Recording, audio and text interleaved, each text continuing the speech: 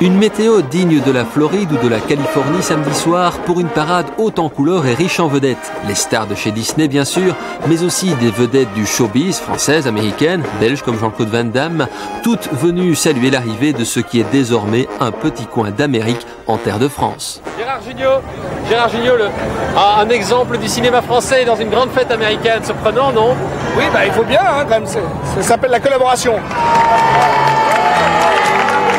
Passe comme vous le souhaitiez? C'est fabuleux, un beau temps, des enfants qui sont très heureux et moi je suis ravi après 5 ans dans la boue. Mais si le patron d'Euro Disney vivait là son grand soir, le jour le plus long était encore à venir.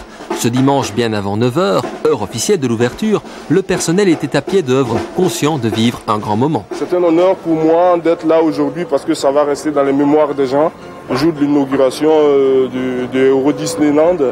Et je pourrais un jour dire à mes enfants, quand je retournerai chez moi, plus tard, que j'étais là le jour de l'inauguration. Ce sera une fierté pour moi. Ah, la fierté quand tu nous tiens. La fierté de participer à ce premier jour devait aussi causer d'énormes bouchons, avait-on dit. La grève du RER faisait d'ailleurs un peu fausse note. Mais il n'en a rien été. Un public peut-être moins dense que prévu a même pu entrer au Royaume Magique bien avant l'heure prévue. Incroyable mais vrai. Justification officielle d'Euro Disney, ne pas trop faire attendre les invités, c'est-à-dire les clients. Mais Disney voulait surtout éviter une cohue qui ferait mauvais genre. Qu'importe, tous ont pu savourer le bonheur des lève-tôt. C'est donné la peine de partir à 4h du matin. Ça fait depuis 4h du matin qu'on est là. Ça vous étonne quand même d'avoir pu entrer aussitôt, non?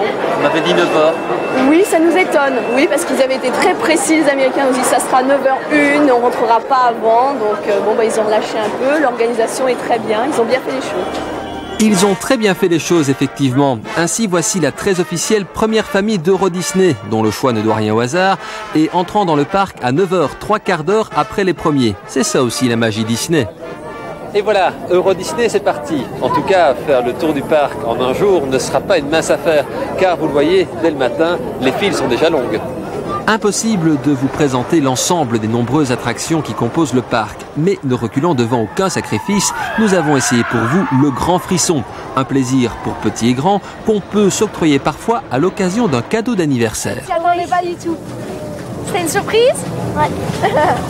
C'est pour vous que vous y allez ou pour les enfants? On y va pour nous et puis s'ils veulent venir, on les emmène. Accessoirement l'anniversaire.